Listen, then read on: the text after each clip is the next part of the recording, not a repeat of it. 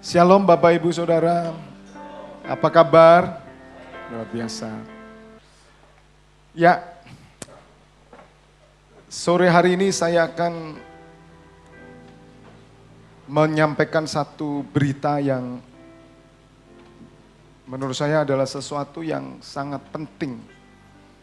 Bapak Ibu Saudara pahami sebagai orang percaya, kalau kita katakan sebagai orang Kristen, saya akan menunjukkan apa yang menjadi kerinduan Tuhan.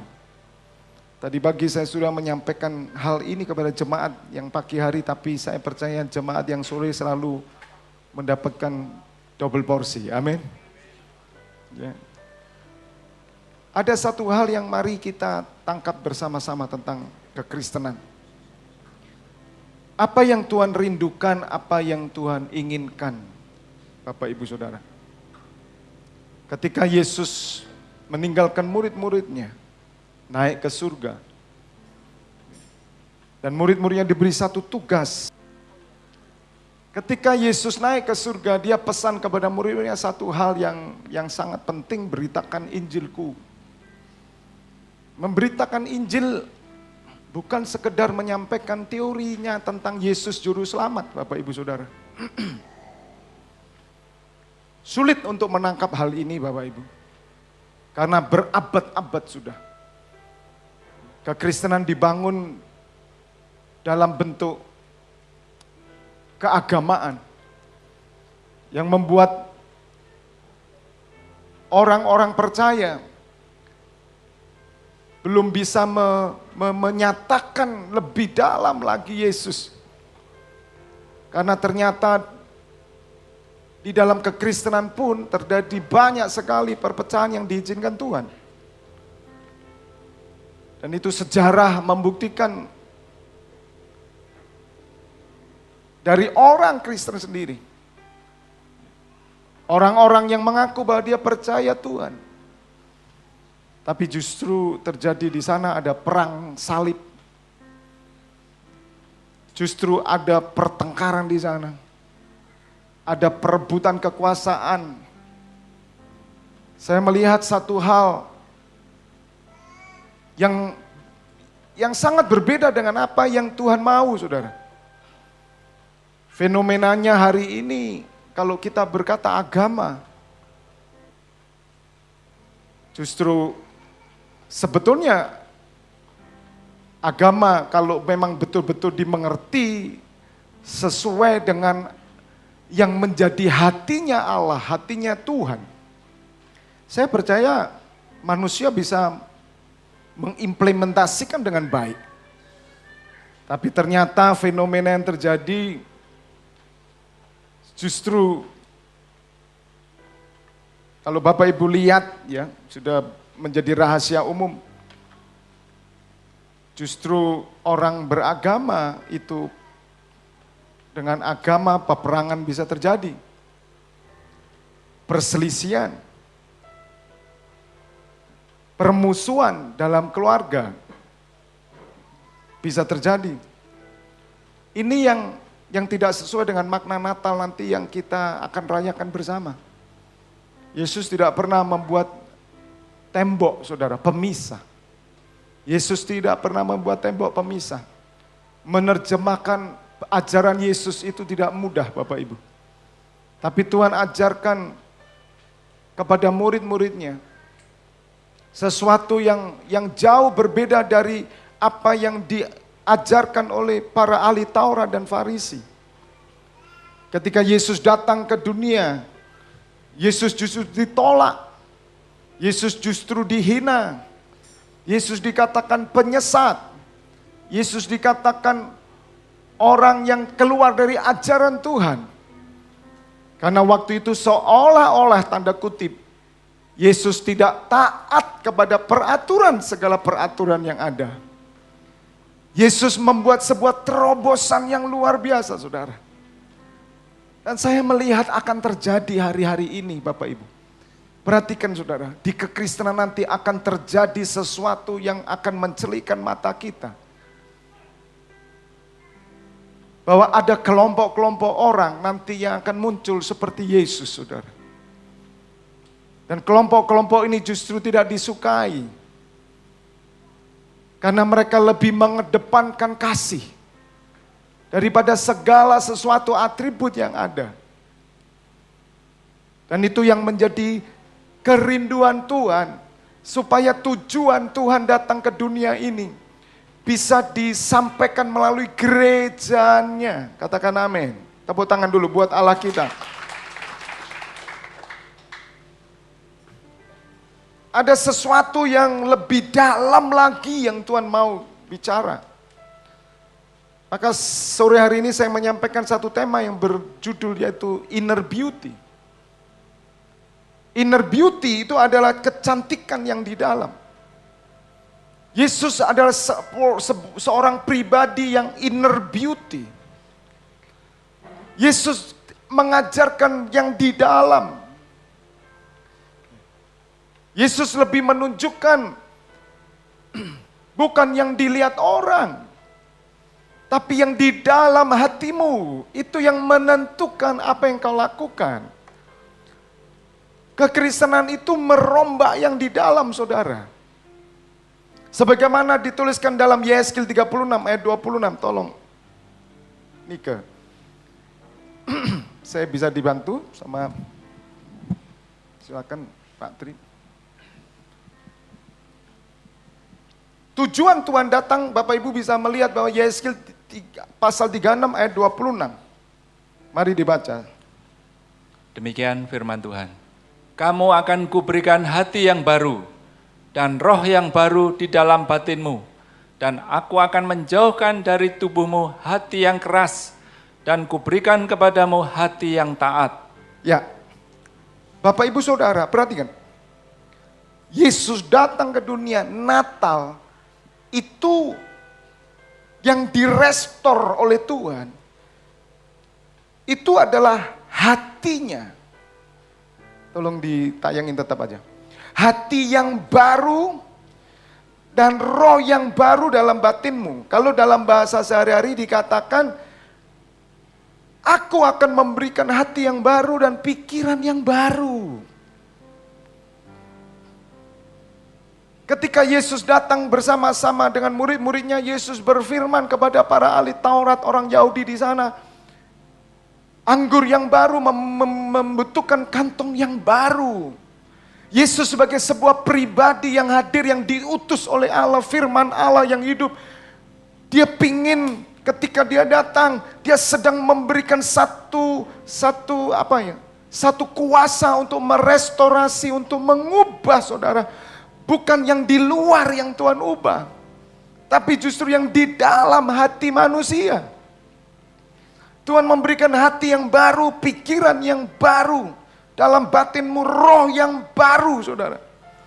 Supaya apa, saudara? Supaya kita bisa mengerti, supaya kita bisa mengetahui apa yang mau dimaksud Tuhan. Hati yang taat. Jadi Tuhan itu mengubahkan hati kita. Misi Tuhan Yesus ketika dia datang, Bapak Ibu Saudara, dia mengembalikan manusia kepada kodrat ilahi manusia asali. Perhatikan, saya ulangi. Natal yang kita akan peringati sesungguhnya menyatakan bahwa Yesus datang mengembalikan kodrat ilahi manusia. Jadi sangatlah salah ketika saudara mengerti sebuah agama, saudara mengerti tentang kebenaran, tapi justru hati ini menebal. Loh, kok bisa? Dan itu kita lihat fenomenanya yang ada, Bapak Ibu Saudara. Mengapa banyak orang yang undur dari agama? Sudah Pak, jangan bilang agama sama saya. Jangan bilang agama. Sebab agama belum membuktikan hati yang baru. Justru agama membuat perpecahan. Justru agama membuat kekacauan. Mungkin ketika orang lain mendengar tentang hal ini, mungkin saya dipikir, wah ini pendeta yang ngawur ngomongnya. Tapi fenomena. Coba lihat Bapak Ibu, karena hanya membela sebuah agama, keyakinan dia berani bunuh orang. Lucu enggak Bapak Ibu? Orang yang merasa dia benar justru dia malah tekan orang. Apakah Yesus begitu, Bapak Ibu Saudara? Justru Yesus mengembalikan hakikat manusia. Jadi kalau saya mau katakan Yesus datang Natal itu memanusiakan manusia kembali, saudara. Kita diajar oleh Tuhan jangan melihat bajunya. Kita diajar oleh Tuhan jangan melihat yang kelihatan. Tapi Yesus mengajarkan kita melihat manusianya. Kita tidak boleh ikut Bapak Ibu Saudara kekristenan melebur, kemudian yang saya perhatikan Bapak Ibu, bagaimana kita sudah mulai membentuk tembok-tembok, baju-baju. Sampai di sini saudara menangkap sesuatu? Mengerti ya? Atau saudara bilang ini ngomong apa Pak? Saya kok gak ngerti. Gak usah jauh-jauh Bapak Ibu ya, sama-sama orang Kristennya aja siwak loh. Itu bahasa siwak itu bahasa apa saudara? Bahasa Spanyol. Mari kita, saya malu loh saudara. Oh saya sendiri bertobat saudara, Tuhan ampuni kami. Di hadapan Tuhan itu, nanti saya tunjukkan satu pribadi yang inner beauty saudara. Pribadi ini kalau dibanding dengan Lady Di mungkin cantik Lady Di. Tapi pribadi ini cantik di dalam. Namanya Mother Teresa. Suster Teresa. Bunda Teresa. Bapak Ibu kalau mau mengetahui, jadi gini, saya pelajari ketika inner beauty ini betul-betul kita praktekkan ya. Karena Tuhan itu mengubah hati. Nih, hati yang baru, pikiran baru. Ternyata Bapak Ibu, ketika kita melakukan apa yang Tuhan mau, ada satu nilai mutiara yang keluar dari hidup kita. Perhatikan orang-orang yang punya kata-kata mutiara yang dikeluarkan, saudara. Seperti nanti saya akan bacakan. Bunda Teresa ini pribadi yang mungkin dengan saya, mungkin saya lebih pandai khotbah daripada dia. Atau pendeta-pendeta yang lain ya, lebih menarik, lebih pandai, lebih bisa membius semua audien yang ada. Dengan firman-firman Tuhan yang disampaikan. Bunda Teresa mungkin gak bisa ngomong itu, saudara. Tapi bagaimana hidupnya jadi inspirasi. Nanti saya bacakan. Nah, saya menangkap nilai itu keluar ketika Bapak Ibu inner beauty. Orang kalau nggak ngalami cantik yang dalam, dia nggak akan mengeluarkan sesuatu yang cantik keluar. Nggak bisa, saudara. Dan ternyata itu tepat dengan Yesaya 58. Dan saya pelajari bahwa Yesaya 58 Tuhan ajarkan ke kita ketika kita melatih inner beauty keluar, maka doa-doa kita ini sebelum kita doakan Tuhan dengar saudara, katakan amin.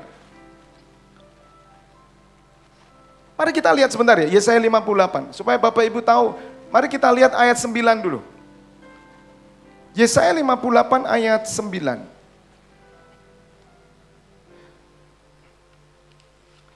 Oke, tolong Pak Tri bacakan Yesaya 58 ayat 9. Perhatikan, ini hasil, resultnya. Hasilnya nanti saya tunjukkan mengapa Tuhan berfirman seperti ini dalam kitab Yesaya.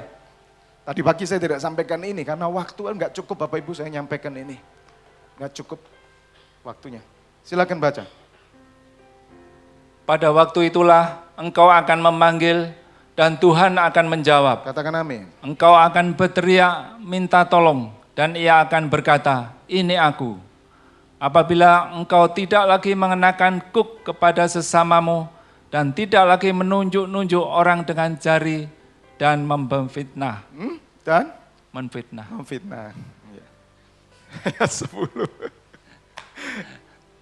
Ayo. Apabila engkau menyerahkan kepada orang lapar, apa yang kau inginkan sendiri, dan memuaskan hati orang yang tertindas, maka terangmu akan terbit dalam gelap. Amin. Dan kegelapanmu akan seperti remang tengah hari. Terus. Tuhan akan menuntun engkau senantiasa dan akan memuaskan hatimu di tanah yang kering dan akan membaharui kekuatanmu. Engkau akan seperti taman yang diairi dengan baik dan seperti mata air yang tidak pernah mengecewakan. Semua katakan amin. Tepuk tangan dulu buat Allah kita. Haleluya. 12-nya masih ada, satu lagi. Engkau akan membangun reruntuhan yang sudah berabad-abad dan akan memperbaiki dasar yang diletakkan oleh banyak keturunan. Engkau akan disebutkan yang memperbaiki tembok yang tembus, yang membetulkan jalan supaya tempat itu dapat dihuni. Ya, Bapak Ibu coba perhatikan ada satu result yang saya tunjukkan. Pada waktu itulah engkau akan memanggil dan Tuhan akan menjawab, engkau akan berteriak minta tolong dan dia akan berkata, ini aku. Apabila engkau tidak lagi mengenakan kuk kepada sesamamu, mendaruh beban, dan tidak lagi menunjuk orang dengan jari dan memfitnah. Apabila engkau menyerahkan kepada orang lapar apa yang kau inginkan sendiri dan memuaskan hati orang yang tertindas, maka terangmu akan terbit dalam gelap, dan kegelapanmu akan seperti rembang tengah hari. Bahkan Tuhan akan menuntun kita, Dia akan memuaskan kita. Bahkan seperti mata air yang tidak mengecewakan, kita dipakai untuk membangun tembok-tembok reruntuhan yang berabad-abad. Kita adalah orang-orang yang bisa menginspirasi orang. Kita adalah orang-orang yang bisa membantu, saudara. Sesuatu terang Tuhan bercahaya. Dan ketika Bapak Ibu mempelajari Yesaya 58, di sana dikatakan, kenapa kami berpuasa? Tapi engkau tidak mendengar doa kami. Tuhan menjawab, karena puasamu ketika engkau puasa, kamu, dalam bahasa saya, ketika kamu puasa, kamu menyakiti orang. Ketika kamu puasa, kamu tekan orang. Ketika kamu puasa, dan Tuhan katakan puasa yang sesungguhnya yang aku kehendaki adalah kamu datang dan memberikan makan kepada banyak orang dan melakukan sesuatu. Intinya saudara, ada sesuatu yang Tuhan mau kerjakan lebih dari segala keyakinan. Sebuah keyakinan lebih. Yang saya lihat keyakinan itu privacy. Tuhan tidak mengajar kita untuk membiara, Tuhan tidak mengajar kita untuk mengeksklusifkan diri.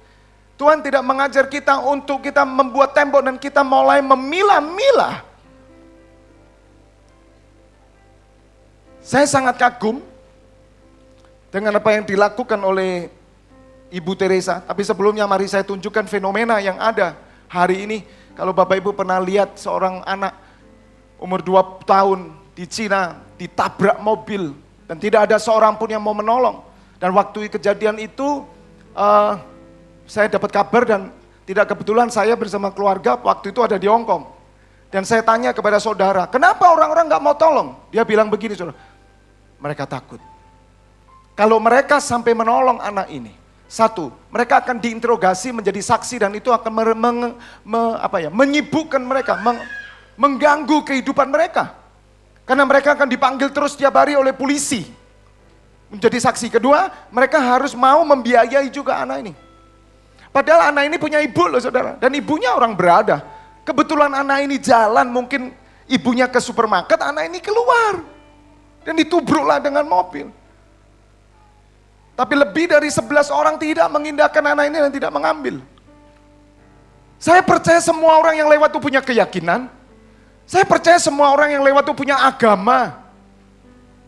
Saya percaya saudara. Tapi inilah yang kita tahu, kita lihat. Dan saya mau tunjukkan ajaran Tuhan Yesus. Kepada kita semua supaya orang Kristen lebih mengerti tentang iman dan tentang perbuatan. Ngerti saudara. Jangan dipisahkan. Orang lebih perhatian iman, yang penting imanku, kudus, suci. Aduh yang penting aku kan kudus. Lama-lama kudis saudara. Kudus, kudus, kudis. Gak kelihatan. Saudara, ini yang Tuhan mau. Inner beauty. Ya. Kalau saudara mempelajari Yesus, pelajarilah dengan dalam. Saudara akan menemukan sosok manusianya keluar. Makanya dia firman Allah yang menjadi manusia. Pelajari Yesus yang manusia. Jangan hanya menempatkan Yesus yang ilahi. Ilahi itu sesembahan. Lebih dalam ya, jimat. Orang pakai jimat saudara. Dia nggak peduli orang lain, saudara. Yang penting gua selamat. Itu pakai jimat. Yesus nggak pernah ajarin itu. Dia korbankan dirinya jadi tumbal bagi seluruh umat manusia. Supaya saudara dan saya yang punya kutuk, punya segala penderitaan, kematian, maut, Yesus naik ke atas kayu salib jadi tumbal buat kita semua. Dengan kita saudara percaya kepada Yesus, maka segala kutuk saudara sudah ditanggung dan saudara menjadi orang-orang yang diselamatkan oleh Tuhan. Haleluya. Pelajari itu. Jangan ambil keselamatannya. Sekali lagi, pelajari itu dan jangan hanya ambil keselamatannya. Sebab kalau saudara ambil keselamatannya itu jimat.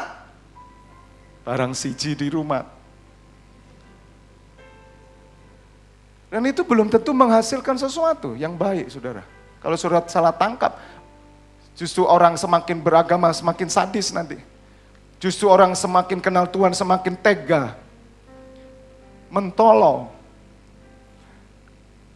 Karena apa? Siapa itu?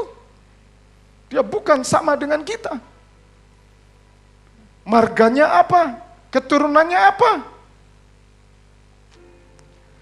Semakin kita orang beragama, ngerti Tuhan, semakin kita bikin garis yang tebal. Tapi perhatikan saudara, apa yang Tuhan ajarkan malam hari ini. Silakan tayangkan fenomena yang ada, bocah 2 tahun. Silakan. 而今日咧，喺我懷住相當之開心同埋興奮同埋喜悅嘅心情，好開心咁彈下彈下，成個細路咁翻到辦公室嘅時候，睇到第一條。呢段錄像嚟自佛山黃岐嘅廣佛五金城，晏晝5點25分左右，畫面右下角有位細路女行咗出嚟，佢係2歲嘅月月。畫面上方有一部白色麵包車，呢部車係緩慢行駛嘅過程當中，失驚無神加速，車身係直接撞到月月，仲將佢捲入車底。部車嘅司機冇即時停低，而係再加油前行，後輪再次壓過月月嘅身上，仲不顧而去。車後面有一位事件嘅目擊者，佢居然當乜事都冇咁樣，睇都唔睇就咁行咗過去。之後嘅監控畫面有2個人經過，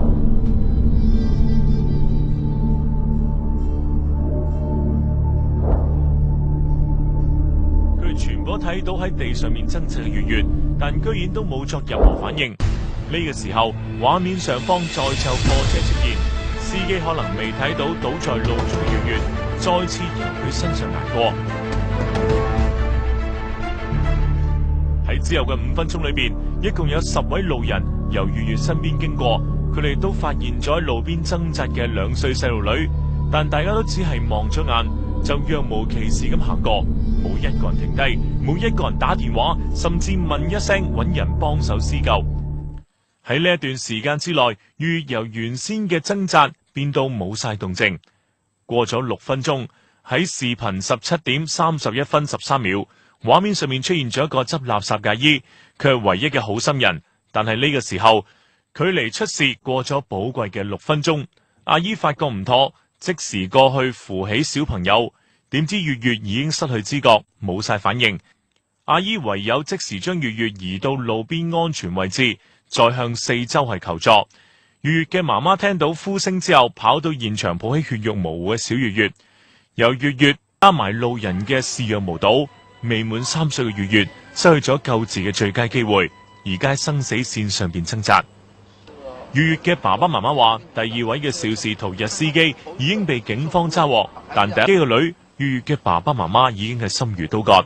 記者仔細回放監控視頻嘅時候，月月嘅爸爸實在冇辦法再面對呢一幕，唯有默默咁行到一邊係流淚。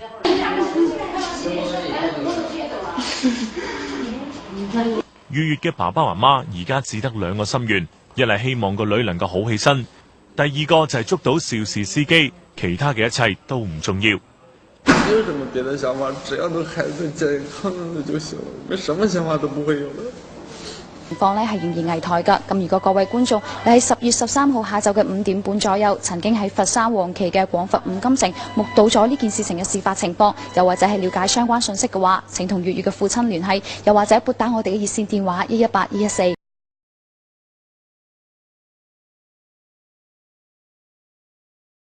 Bukakan saya Lukas 10 lebih dahulu. Lukas 10 ayat 25.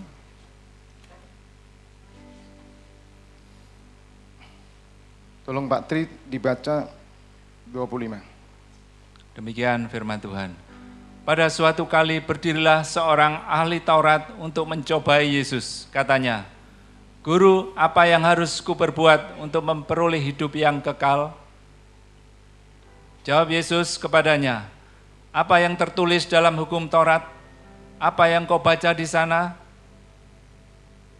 Jawab orang itu, "Kasihilah Tuhan Allahmu dengan segenap hatimu, dan dengan segenap jiwamu, dan dengan segenap kekuatanmu, dan dengan segenap akal budimu, dan kasihilah sesamamu manusia seperti dirimu sendiri." Oke, berhenti. Bapak Ibu Saudara, tetap ditayangin aja. Ketika Tuhan Yesus bertemu dengan ahli Taurat, saudara tahu ahli Taurat dan Farisi, mereka ngerti agama. Dia tahu perintah Tuhan. Tapi mereka salah menafsirkan perintah Tuhan. Kalau Bapak Ibu lihat di satu film tentang seorang Samaria, Bapak Ibu bisa lihat, cari di YouTube. Di situ digambarkan ada seorang Samaria yang melewati sebuah perkampungan orang Yahudi. Di situ ada pasar, ada orang-orang sedang berkerumun, orang-orang yang beragama. Saudara, orang Yahudi dan orang Samaria tidak pernah bersahabat. Karena orang Yahudi menolak dan membuat tembok sebab orang Samaria adalah orang yang kawin campur. Dan mereka adalah orang-orang yang tidak mengenal Allah, kalau dalam bahasa umumnya kafir. Dianggap tidak mengenal agama. Jadi ketika orang Samaria ini datang ke satu perkampungan itu, dia jalan, saudara, setiap mata memandang dia. Orang-orang mulai menilai baju Samaria itu. Orang-orang mulai menilai iman Samaria itu. Dan mereka sedang berguncing satu dengan yang lain. Sambil melihat dia jalan. Dan orang Samaria ini merasa, Bapak Ibu Saudara, Yesus ada di sana juga. Yesus sedang ngomong-ngomong dengan murid-muridnya. Ketika Yesus sedang mau beranjak berjalan, tiba-tiba orang ahli Taurat ini datang. Dia lihat Yesus. Pada momen yang tepat, perhatikan saudara. Yesus selalu berbicara pada momen ketika saudara ada di situ. Itu firman-Nya, selalu.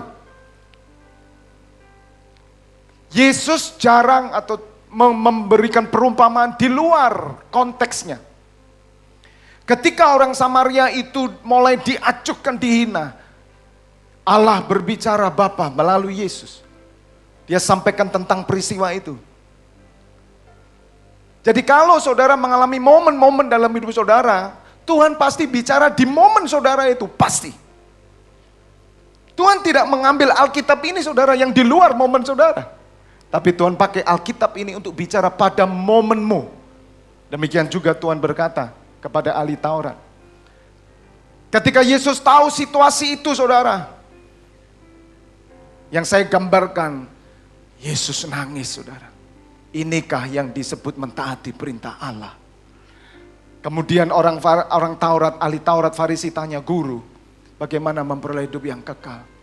Dan Tuhan katakan, "Apa yang tertulis dalam hukum Taurat, apa yang kau baca di sana?" Mereka katakan begini, "Kasihlah Tuhan Allahmu dengan segenap hatimu, jiwamu, kekuatanmu, dan kasihlah sesamamu manusia seperti dirimu sendiri." Saudara, firman-Nya udah bagus sekali saudara. Kalau saya bayangkan itu anak saya saudara. Bayangin ini saudara. Kalau itu anak kita, 2 tahun. Perempuan. Apa yang saudara lakukan? Mungkin saudara ada orang yang paling marah waktu itu. Marah saudara. Masa orang 11 orang lebih, saudara. Jadi namanya manusia dan hewan itu sudah mungkin derajatnya itu nggak sampai sama. Anjing aja diambil loh saudara. Ketika Yesus ditegur, kenapa kamu hari Sabat kok menyembuhkan orang? Bukankah ada hari lain? Tahu nggak hari Sabat itu? Perintah Allah berkata, jangan melakukan apa-apa di hari Sabat. Perhatikan saudara, perintahnya salah nggak? Nggak salah, menafsirkannya salah. Ketika Yesus menyembuhkan orang yang lumpuh, justru ahli Taurat marah. Nggak ada hari lain apa? Karena ahli Taurat selalu melihat jubah. Ahli Taurat selalu perang doktrin. Itu loh saudara. Ajaran. Berapa banyak orang Kristen perangnya ajaran terus.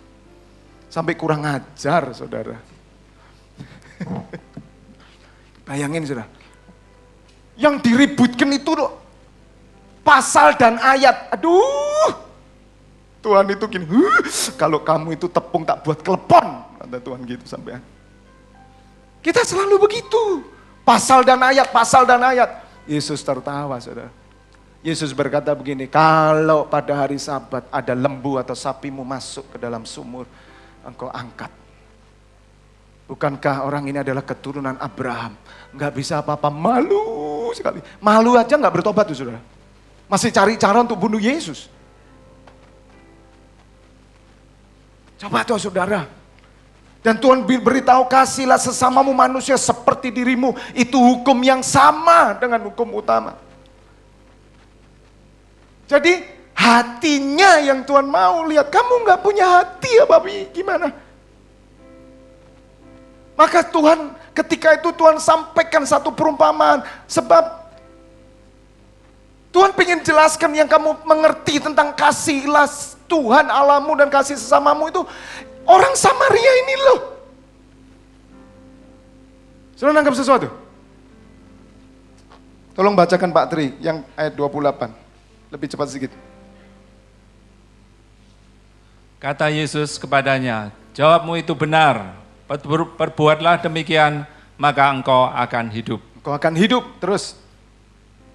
Tetapi untuk membenarkan dirinya, orang itu berkata kepada Yesus, dan siapakah sesamaku manusia? Nah, jawab Yesus, adalah seorang yang turun dari Yerusalem ke Yeriko. Ia jatuh ke tangan penyamun-penyamun yang bukan saja merampoknya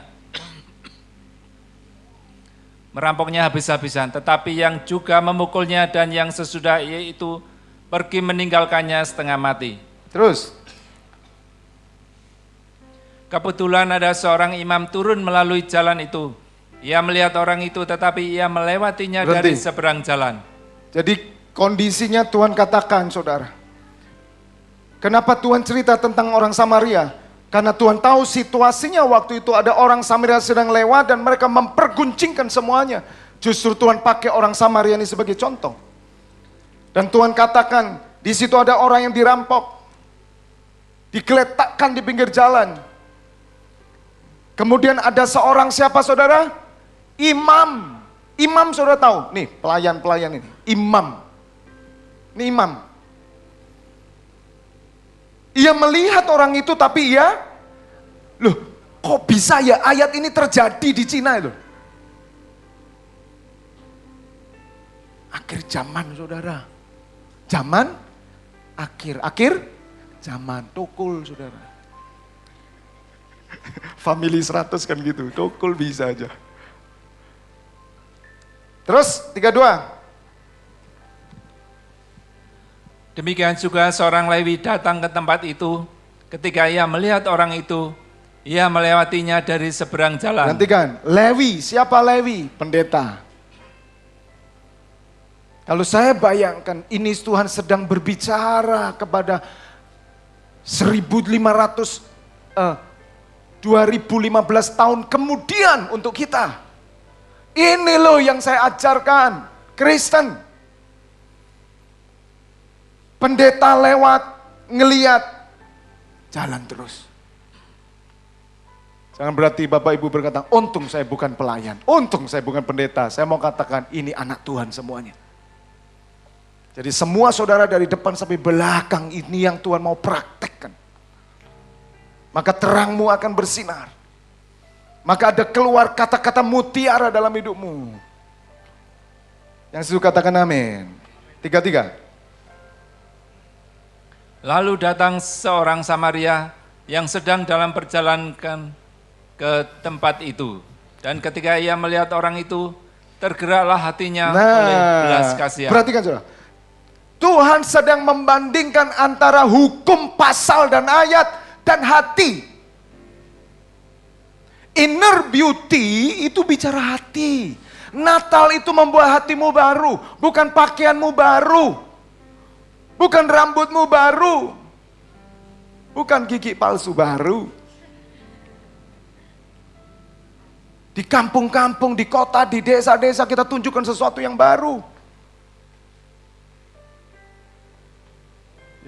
Oke, sukacita kita Tuhan suka. Tapi lihat nanti saya kembalikan saudara pada awal penciptaan Allah. Sesungguhnya yang Tuhan ajarkan kepada gereja Tuhan. Tergerak oleh hati belas kasihan. Berarti saya diajar Tuhan untuk melihat orang lain hati. Saya tidak diajar Tuhan untuk melihat agamanya. Saya tidak diajar Tuhan untuk melihat doktrinnya. Saya tidak diajar Tuhan untuk melihat pakaiannya apapun. Siapakah dia? Mereka mau membela diri, kasih Tuhan Allahmu. Yes, saya persembahkan semua Pak untuk Tuhan. Tapi kasihlah sesamamu. Siapa sesamaku? Itu kalau dalam bahasa sehari-hari Tuhan bilang macak karo. Siapa sesamaku? Apakah sesamaku sesama pendeta? Apakah sesamaku sesama sinode? Kami JKI Pak, Jemaat Kristen Indonesia. Kumpulnya dengan JKI. Kalau kumpul dengan GPDI bagaimana? Kalau kumpul dengan GBI bagaimana? HKBP bagaimana? GKJW bagaimana? Coba toh Bapak Ibu lihat. Jadi kami ini, maaf ya, saya ngomong saya. Kami ini kadang kelihatan munafik banget di hadapan Tuhan gitu loh. Aduh, minta ampun saya saudara. Tuhan ampuni kami. Kami di depan jemaat, kalau gini kami orang Lewi. Di depan jemaat kita, waduh suci banget. Tapi kumpul sama orang Lewi saudara, belum tentu loh saudara. Kesendul itu bukan mukrimnya saya. Kamu dari mana? Aduh saudara, saya sendiri bertobat. Makanya tadi kacang itu tunjukkan kacangnya dulu. Saya suka kacang, waktu renungkan ini muncullah kacang. Jadi Bapak Ibu Saudara, saya akan bacakan sesuatu yang membuat kita mengerti bahwa yang diminta Kristen itu hati. Manusia itu kayak kacang. Kalau yang punya BB pasti banyak dikirim, mudah-mudahan saya dapatnya dari BBM. Kacang itu bagus dibuka, ada yang hatinya ada, bersih. Tapi ada yang kotor dibuka, kotor. Bahkan ada yang gak ada hatinya.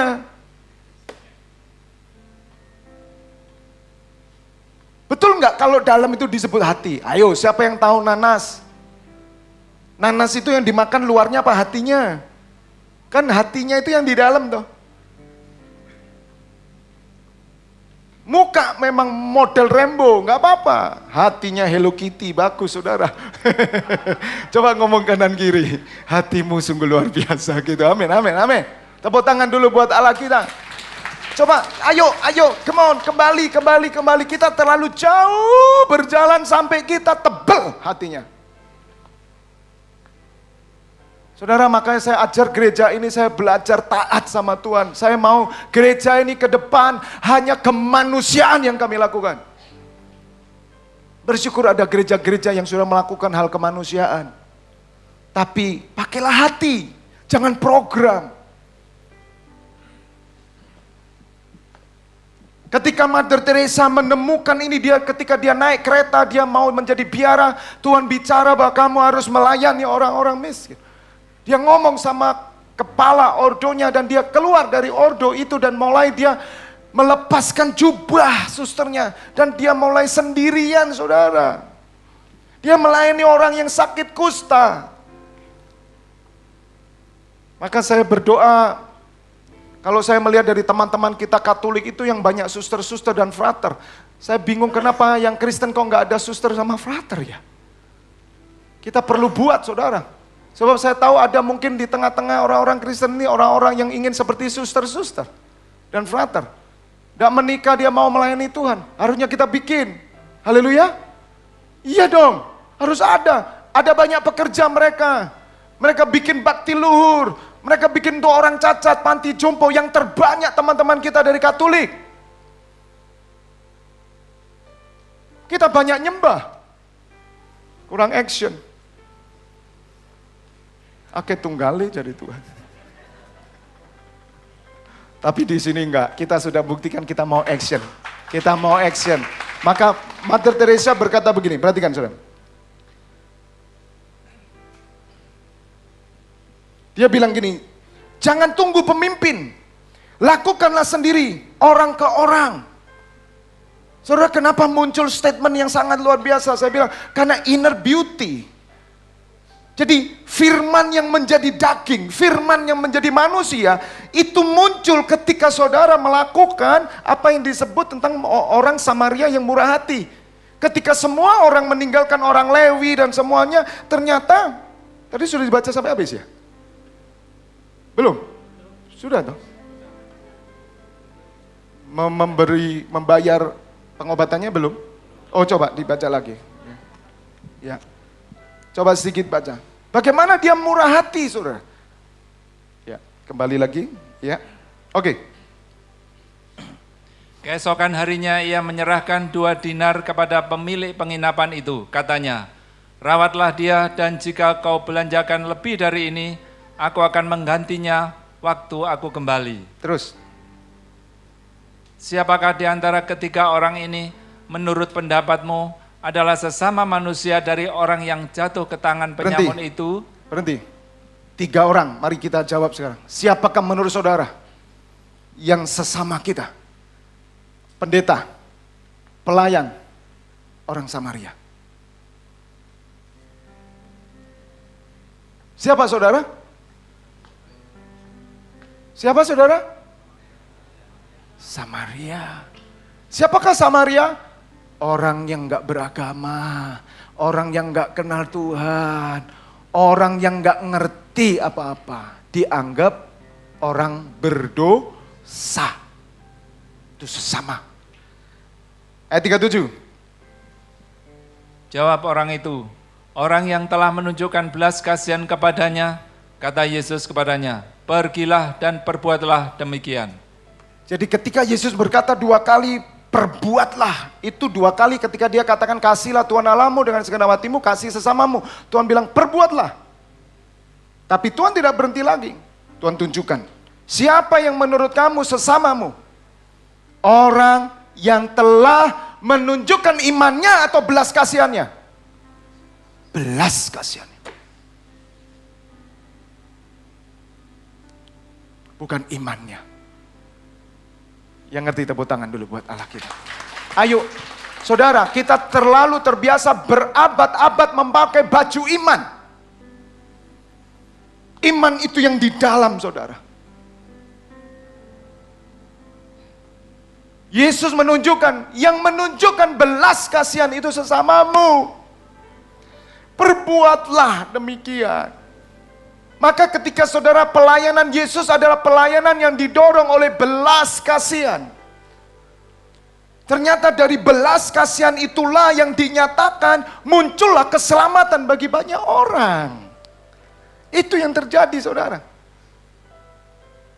Tapi kita sudah terlalu lama dibawa kepada hal iman, hal iman, hal iman, hal iman, terus iman. Tanpa kita diajar tentang perbuatan. Ternyata Yesus melihatnya beda, saudara. Ya. Menurut kita baik, belum tentu menurut Tuhan baik. Mother Teresa berkata, jangan tunggu pemimpin. Lakukanlah sendiri, orang ke orang. Mother Teresa nggak tunggu pemimpin, saudara. Dia dipimpin oleh Holy Spirit. Jika Anda tidak dapat memberi makan kepada 100 orang, nah, berilah makan hanya kepada 1 orang.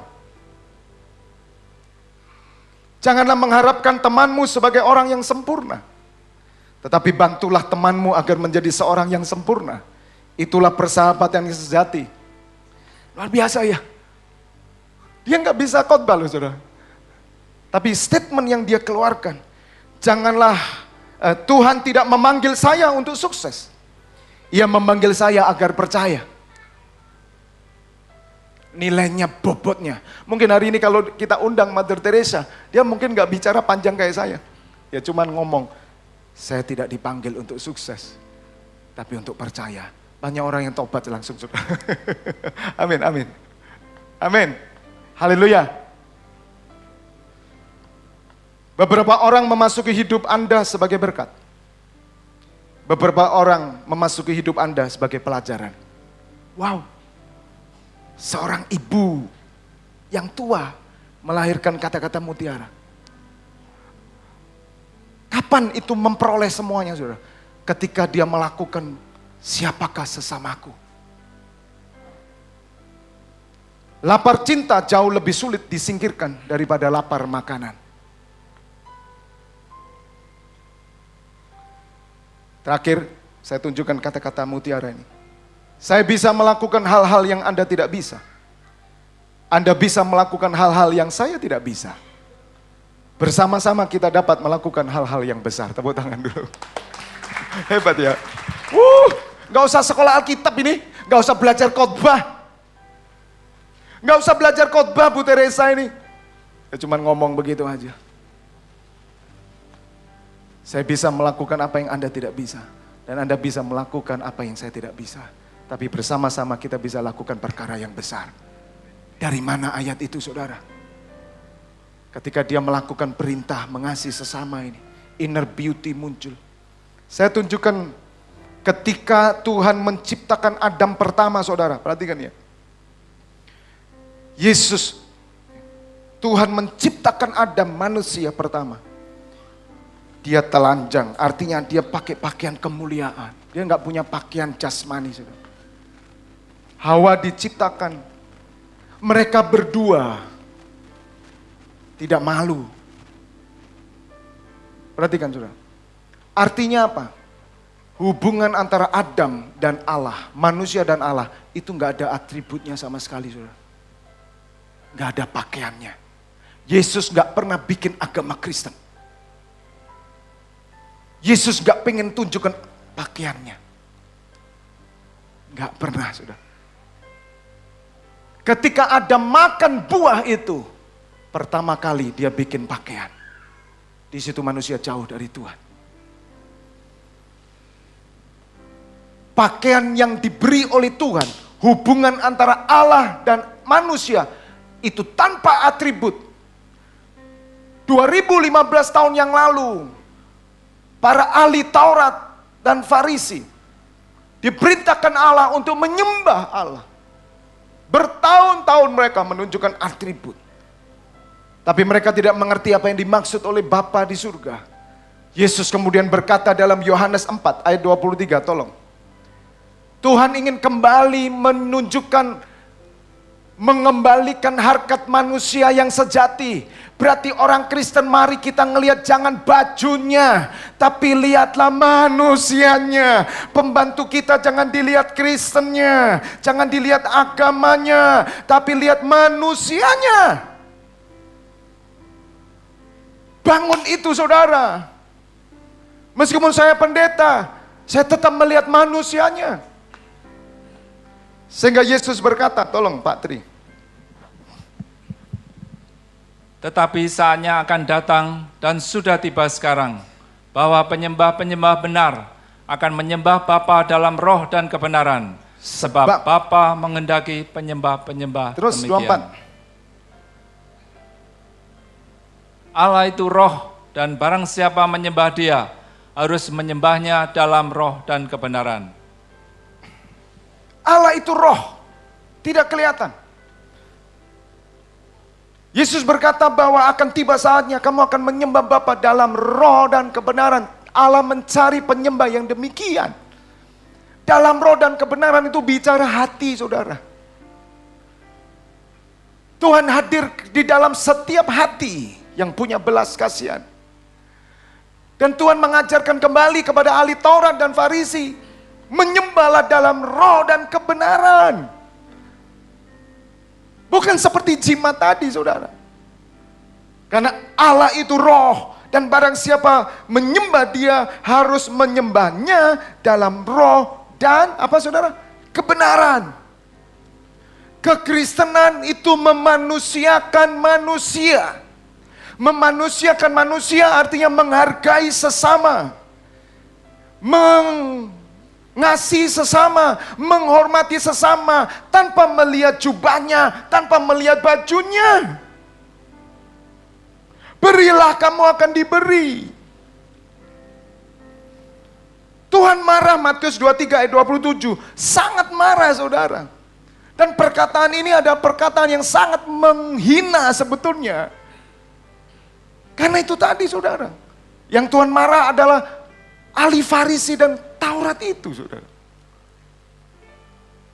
Baca Pak Tri. Celakalah kamu, hai ahli-ahli Taurat dan orang-orang Farisi, hai kamu orang-orang munafik, sebab kamu sama seperti kuburan yang dilabur putih, yang sebelah luarnya memang bersih tampaknya, tetapi yang sebelah dalamnya penuh tulang belulang dan pelbagai jenis kotoran. Terus 28. Demikian jugalah kamu, di sebelah luar kamu tampaknya benar di mata orang, tetapi di sebelah kamu penuh kemunafikan dan kedurjanaan. Ya. Saudara, ayat 27 berkata bahwa kamu itu seperti kuburan. 27 tolong. Yang dilabur putih. Saudara tahu kuburan? Dilabur putih. Putih, saudara. Tapi dalamnya tulang belulang. Ini yang terjadi di tengah ketika hati kita nggak mau dibaharui. Dan ketika kita salah mengimplementasikan, ketika kita salah menerapkan kekristenan itu. Saya ingin orang luar mendengar tentang hal ini, saudara. Dia tahu bahwa Kristen bukan itu. Sebab iman yang diberikan oleh Tuhan itu adalah pribadi kita. Di dalam sini, saudara. Tersembunyi di dalam. Hatimu dan batinmu di dalam sini, saudara. Tapi bagaimana saudara bisa menjadi saksi-saksi Kristus itu? Dan Tuhan ajarkan inner beauty ini keluar, saudara. Karena ada pembaruan yang di dalam. Kalau mungkin sekarang, perhatikan saudara. Ketika saudara semakin kenal Tuhan, kok saudara rasanya, maaf, kok semakin tega ya saya sama orang. Coba berhenti sebentar, mungkin kita salah mengenal Tuhan. Mari kita masuk pertobatan. Saya semakin melayani, kok saya semakin jahat ya? Kok saya semakin irian ya? Padahal kan saya dari Jawa Timur, Tulungagung. Kenapa kok saya jadi begini? Seorang pembantu bertanya kepada seorang bapak, majikannya, "Bapak, saya ngelihat ibu tiap hari 2 jam ada di kamar doa. Ibu sedang apa, Bapak?" "Maksudmu gimana?" "Setiap kali saya melihat ibu masuk 2 jam, keluar-keluar marah-marah, Bapak." "Dia ketemu siapa, Bapak?" "Dia selalu marah-marah. Semua nggak benar." "Dia sedang apa, Bapak?" "Ibu sedang berdoa." "Ketemu siapa, Bapak?" Dan itu terjadi loh, saudara. Maaf ya. Jangan gitu, dalam sebuah keluarga, beda gereja bisa rame kok, saudara. Ayo, ya Pak ya. Ya Pak ya. Waduh, saya tutup. Saya nggak cukup kan nanti kalau bicara terlalu panjang ini. Kita akan masuk perjamuan kudus. Saya tunjukkan Yakobus 2. Bagaimana saudara disebut friends of God.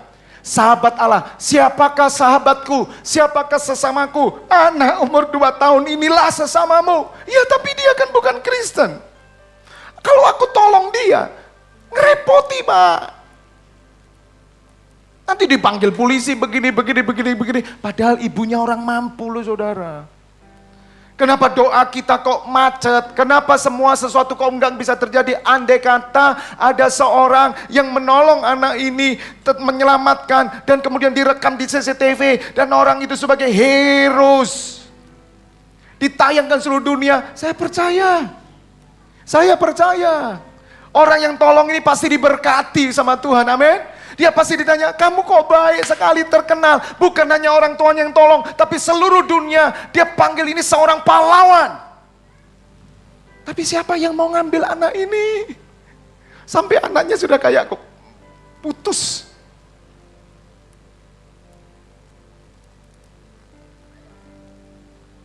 Kristen itu enggak itu, saudara.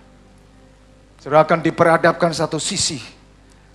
Saudara mau lihat baju atau belas kasihan? Kalau saya diajar Tuhan, lihat belas kasihan. Tepuk tangan bagi dia. Belas kasihan. Tolong dibaca Pak Tri. Apakah gunanya saudara-saudaraku jika seorang mengatakan bahwa ia mempunyai iman, padahal ia tidak mempunyai perbuatan? Dapatkah iman itu menyelamatkan dia? Terus 15, ayo cepat. Jika seorang saudara atau saudari tidak mempunyai pakaian dan kekurangan makanan sehari-hari, dan seorang dari antara kamu berkata, selamat jalan, kenakanlah kain panas dan makanlah sampai kenyang, tetapi ia tidak memberikan kepadanya apa yang perlu bagi tubuhnya, apakah gunanya itu? Demikian juga halnya dengan iman. Jika iman itu tidak disertai perbuatan, maka iman itu pada hakikatnya adalah mati. Yuk, 18 terus. Tetapi mungkin ada orang berkata, padamu ada iman dan padaku ada perbuatan. Aku akan menjawab dia, tunjukkanlah kepadaku imanmu itu tanpa perbuatan, dan aku akan menunjukkan kepadamu imanku dari perbuatan-perbuatanku. 19. Engkau percaya bahwa hanya ada satu Allah saja, itu baik. Tetapi setan-setan pun juga percaya akan hal itu dan mereka gemetar. Berhenti. Perhatikan Bapak Ibu Saudara. Percaya. Setan pun percaya. Dan dia gemetar. Iman. Ya, kalau saya bilang percaya iman, setan pun beriman mungkin. Dan dia gemetar. Percaya Allah, cuman satu, percaya. Setan pun percaya. Jadi kalau ketika saudara ketemu dengan orang luar, kalau saudara ngomong agama, sudah dia pasti bilang begini, kamu percaya Tuhan, percaya. Ya sudah, saya juga percaya. Sudah nggak usah dibahas. Dan kita nggak bisa bahas apa-apa. Saudara mengerti maksud saya? Terus 19 ya tadi. Sudah, 20. Hai manusia yang bebal, maukah engkau mengakui sekarang bahwa iman tanpa perbuatan adalah iman yang kosong? Terus 21. Bukankah Abraham, bapa kita dibenarkan karena perbuatan-perbuatannya ketika ia mempersembahkan Ishak anaknya di atas mezbah? Kamu lihat bahwa iman bekerja sama dengan perbuatan-perbuatan, dan oleh perbuatan-perbuatan itu iman menjadi sempurna. 23. Dengan jalan demikian genaplah nas yang mengatakan, lalu percayalah Abraham kepada Allah, maka Allah memperhitungkan hal itu kepadanya sebagai kebenaran. Karena itu Abraham disebut sebagai sahabat Allah. Tepuk tangan dulu buat Allah kita. Haleluya. Kita berdoa saudara. Malam hari ini Tuhan bicara secara pribadi kepada kita. Tuhan ingin menyampaikan esensi daripada kekristenan. Saya percaya setiap Bapak Ibu Saudara yang mendengar firman Tuhan malam hari ini, saudara menangkap sesuatu yang berharga. Dan saya percaya ada pribadi-pribadi yang dijamah oleh Tuhan hatinya. Dan saya percaya saudara, ketika firman disampaikan, Ada orang-orang yang menangis di hadapan Tuhan. Seperti seorang Maria, seorang perempuan yang mengurapi Yesus. Dia menangis di kaki Yesus. Malam hari ini, mari saudara, kita berubah. Inner beauty, biar hati kita yang sudah dibaharui oleh Tuhan, pikiran kita, melalui perjamuan kudus malam hari ini kita disempurnakan Tuhan. Keluar dari tempat ini Bapak Ibu mendapat sesuatu yang berharga. Kita mau menyatakan iman kita dari perbuatan-perbuatan kita. Oh haleluya, haleluya. Mari saudara kita minta ampun. Jika selama ini ternyata apa yang disampaikan firman Tuhan sore hari ini itu ada pada kita, mari. Hati kita menebal, kita minta. Oh kiramaya sakaralabaralabaralabaya sekanararara. Haleluya, haleluya, haleluya. Syukur, terima kasih Tuhan. Saya mau berdoa, saya persiapkan hamba-hamba Tuhan yang melayani perjamuan. Tuhan berkati perjamuan kudus malam hari ini. Kuduskan, sucikan mie, roti dan anggur ini. Dalam nama Yesus, biar roti dan anggur ini, Tuhan mengingatkan kami akan firman-Mu, akan pengorbanan-Mu. Berkati hamba-hamba-Mu yang melayani Tuhan.